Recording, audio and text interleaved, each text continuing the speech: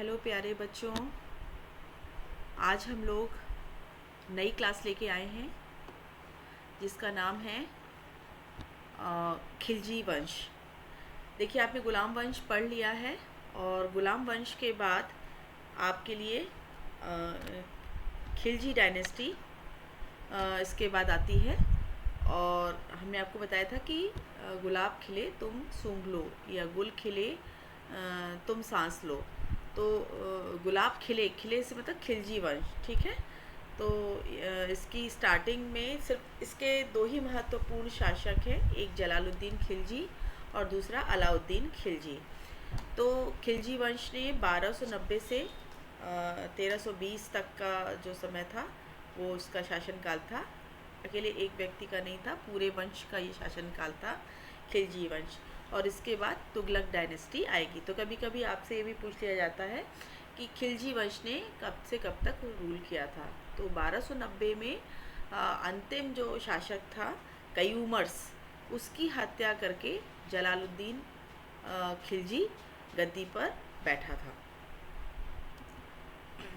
देखिए, इसका जो इसका संस्थापक था खिलजी वंश का, आपसे ये भी पूछा जा सकता है कि खिलजी वंश का संस्थापक कौन था।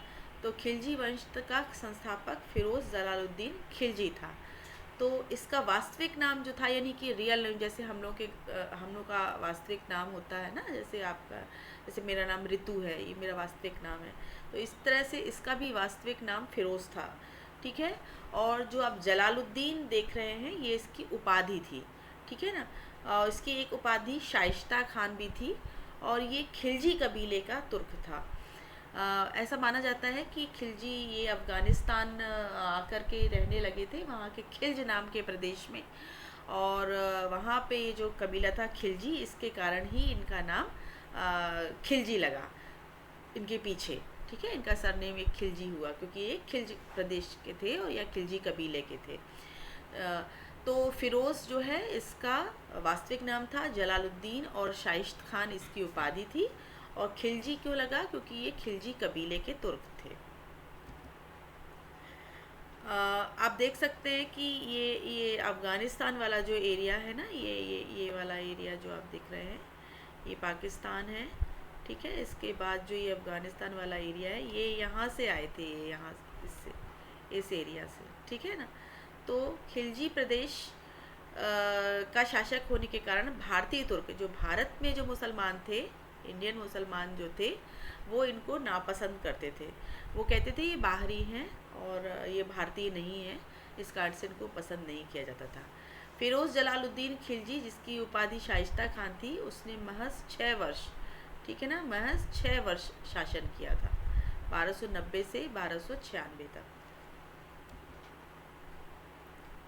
इसके बारे में थोड़ा और जानकारी ले लेते हैं। पॉइंट नंबर 1 जो है वो ये है कि गुलाम वंश के शासक कैकुबात के समय में सर ए जानदार का पद मिला, ठीक है ना। जानदार क्या होता है? जो अपनी जान लगा दे, यानी कि नाम से ही पता चल रहा है कि प्रधान अंगरक्षक, ठीक है ना। राजा के अगल बगल जो अंगरक्षक थे उनका भी हेड होता था। तो सर ए जानदार, जो अपनी जान लगा दे मुसीबत के आने में, मुसीबत अगर राजा पर कोई आ रही है तो वह जो है उसका पद उसको मिला था, सर ए जानदार, ठीक है ना। आप उसका अंगरक्षक कह सकते हैं। किसका? कैकुबाद ने दिया था, ठीक है। यह सामना का सूबेदार बनाया गया था, ये, ठीक है ना। सामना एक जगह थी, वहाँ का सूबेदार, यानी वो पूरा एरिया इसके अधीन था। सेना मंत्री, सेना में भी इसको एक बड़ा पद मिला था। बाद में अंतिम गुलाम वंशी शासक, आपके में 2 तरीके से क्वेश्चन आ सकते हैं, पूछा जा सकता है गुलाम वंश का अंतिम शासक कौन था, तो कयूमर्स था।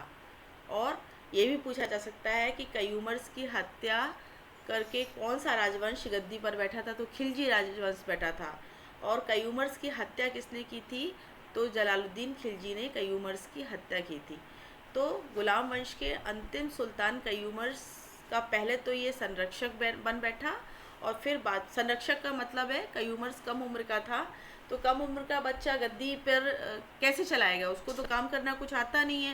तो चूँकि उसमें सुल्तान का ब्लड था, उसका बेटा था, तो उसको गद्दी पर बैठा दिया गया और ये उसका संरक्षक बन बैठा। संरक्षक मतलब सारा काम काज ये देखता था। बाद में इसने कयूमर्स की हत्या कर दी और खिलजी वंश की स्थापना की।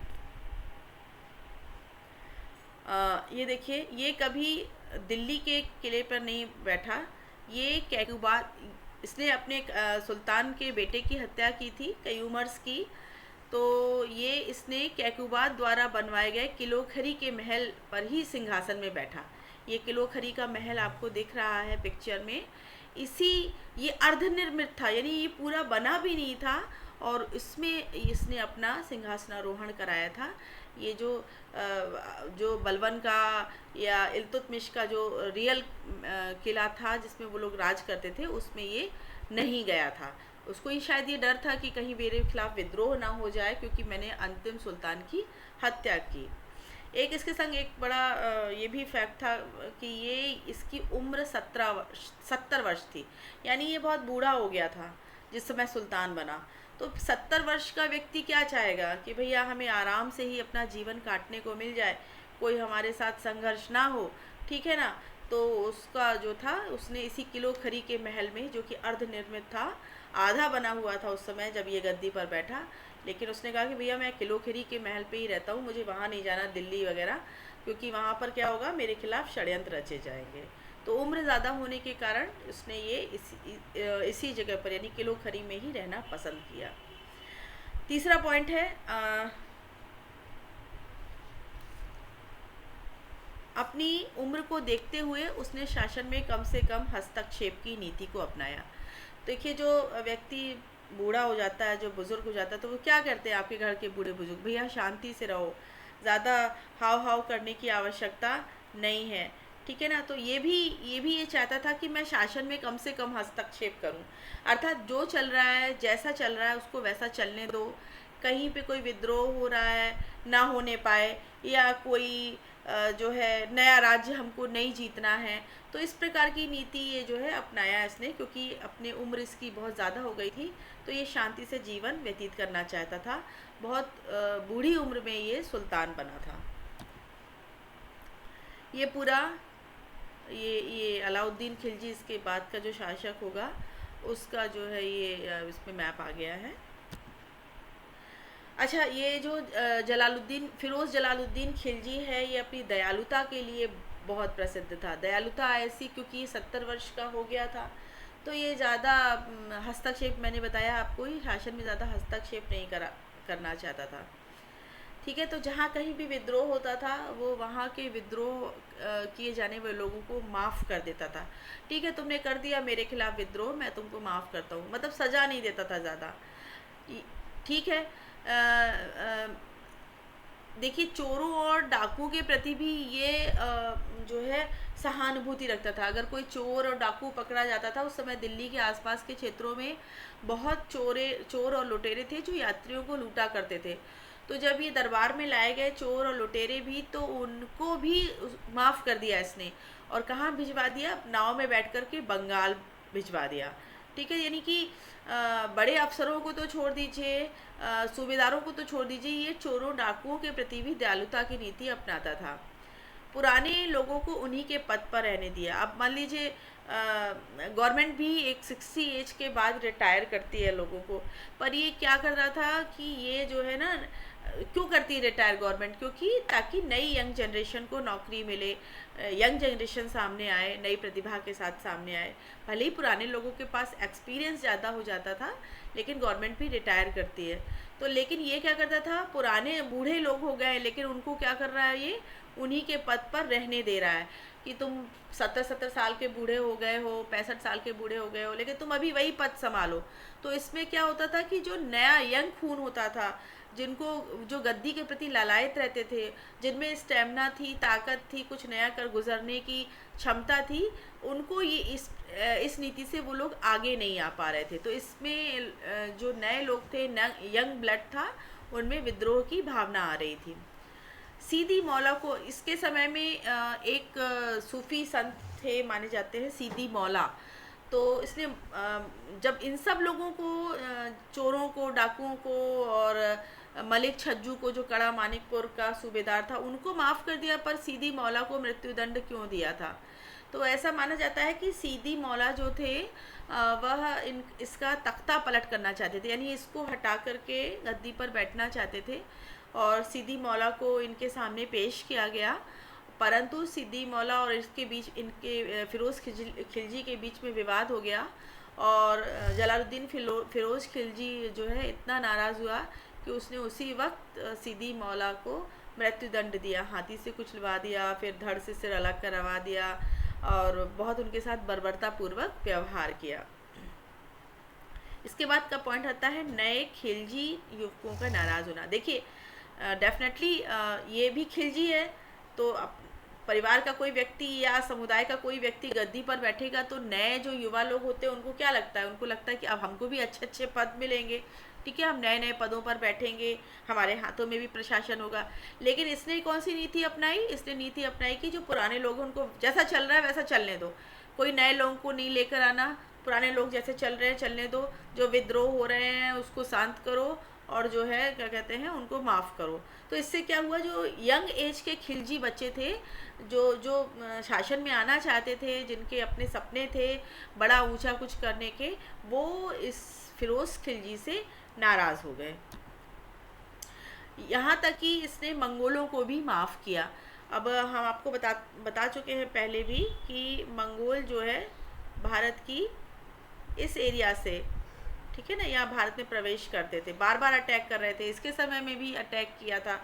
तो जब इसके समय में अटैक किया तो ये जो है इसने जो है मंगोलों को मार के भगाया, ठीक है। बहुत सारे मंगोल वापस चले गए, लेकिन कुछ मंगोल यहीं भारत में दिल्ली में रह गए, ठीक है। दिल्ली में एक इलाका है मंगोलपुरी, ठीक है ना।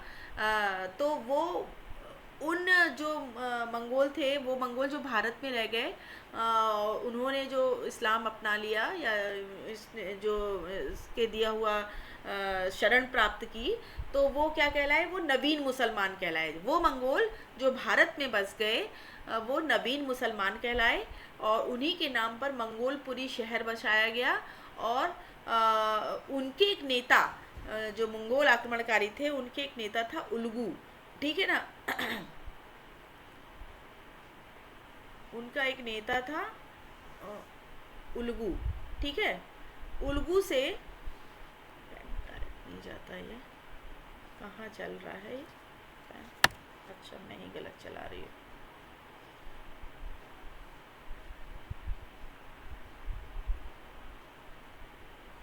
माफ़ कीजिएगा। उलगू से अपनी पुत्री का विवाह किया। तो ये जो मंगोल आए थे उनमें एक नेता यहाँ रह गया था मंगोल आक्रमणकारियों का, उसका नाम था उलगू। उससे अपनी पुत्री का विवाह किया। उलगू ने जो है इधर का जो है बसना स्वीकार किया दिल्ली में, और इनको नया मुसलमान कहा गया। पूछ लिया जा सकता है कि वो मंगोल जो भारत में आकर बस गए थे वो क्या कहलाए, वो नए मुसलमान कहलाए और मंगोलपुरी शहर उनके नाम से बसाया गया। ये एक जो लाइन आप देख रहे हैं नंबर 1 पर, आज ये पेन सही नहीं आ रहा, सिस्टमैटिक नहीं आ रहा।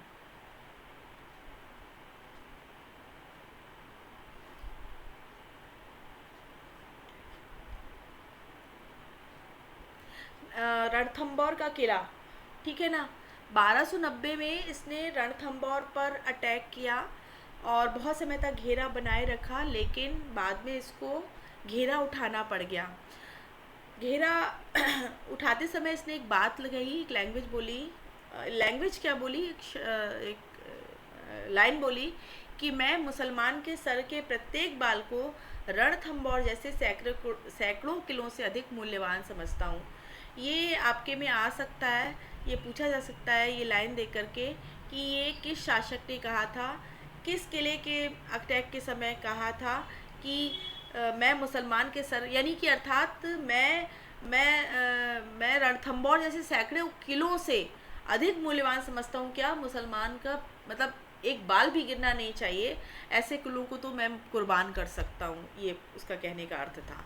तो ये बहुत इम्पॉर्टेंट लाइन है। उसने झैन के किले पर अटैक किया, मालवा अभियान किया, और इसी के समय में सबसे लास्ट पॉइंट है, अलाउद्दीन खिलजी द्वारा अलाउद्दीन अलाउद्दीन खिलजी द्वारा देवगिरी, देवगिरी कहाँ था? दक्षिण भारत में था। तो अलाउद्दीन कौन था? इसका भतीजा था, भाई का पुत्र था, जिसने इसने अलाउद्दीन को कड़ा और मानिकपुर, इलाहाबाद के पास कड़ा मानिकपुर है, मानिकपुर जानते हैं आप सभी लोग, मानिकपुर का नाम सुना होगा। तो अलाउद्दीन खिलजी को वहाँ का सूबेदार बना दिया था। तो अलाउद्दीन खिलजी ने इसके समय में देवगिरी का अभियान किया था। देवगिरी में एक हिंदू राजा थे रामचंद्र देव, तो वहाँ पर अटैक किया था और वहाँ से बहुत सारी धन संपदा अलाउद्दीन खिलजी लूट के लाया था। तो अलाउद्दीन खिलजी के द्वारा इसके समय में, यानी जलालुद्दीन खिलजी के समय में देवगिरी, फिर अब जब अलाउद्दीन खिलजी सुल्तान बना तो उसने बाद में भी अभियान किया, लेकिन जलालुद्दीन खिलजी के समय में सबसे पहले देवगिरी पर अभियान किया। और अब देवगिरी पर अभियान करके बहुत सारे रत्न आभूषण ये वहाँ से लूट कर लाया और अपने सुल्तान को समर्पित किया। देखिए 1296 में आपको मालूम ही है कि अलाउद्दीन खिलजी जलालुद्दीन खिलजी का भतीजा भी था और दामाद भी था, ये दोनों चीज़ें हैं। भतीजा यानी भाई का बेटा भी था और उसने अपनी बेटी का विवाह भी अलाउद्दीन खिलजी के साथ किया था, ठीक है ना।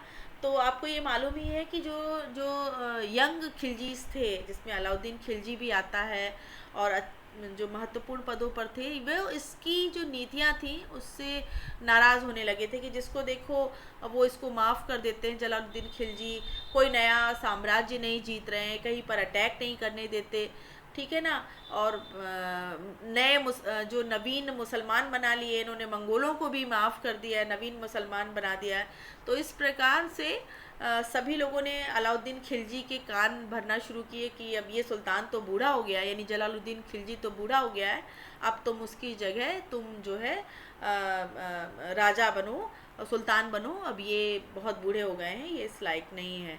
तो अलाउद्दीन खिलजी ने एक षड्यंत्र रचा कि मैं जो देवगिरी जो साउथ में गया था, इसके पहले की स्लाइड में आपने देखा था कि देवगिरी का जो अभियान किया था उसने, और मैं वहाँ से बहुत सारे रत्न आभूषण जो लेके आया हूँ वो मैं सुल्तान जलालुद्दीन की सेवा में प्रस्तुत करना चाहता हूँ, लेकिन मैंने बगैर सुल्तान की मर्ज़ी के देवगिरी पर अटैक किया था, इसलिए मुझे डर लग रहा है।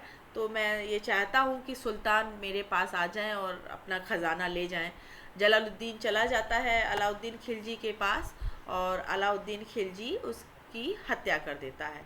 तो मात्र 6 वर्ष शासन किया था, 1290 से 1296 तक जलालुद्दीन खिलजी ने। इसके बाद अलाउद्दीन खिलजी है, जिसे हम अगली स्लाइड पे पढ़ेंगे। ठीक है बच्चों, इससे रिलेटेड अगर आपको कुछ और कोई क्वेश्चन आंसर पढ़ना पूछना हो तो आप जो है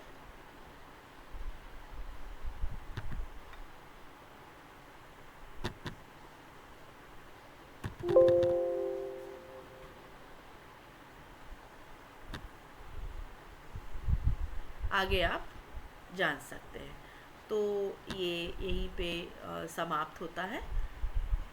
इससे रिलेटेड क्वेश्चन आंसर हम आपको आपके इसका लिंक हम आपको आपके व्हाट्सएप पर भेज देंगे, रिलेटेड क्वेश्चन आंसर भी जिसे आप सॉल्व करेंगे वो हम आपको भेज देंगे। Thank you.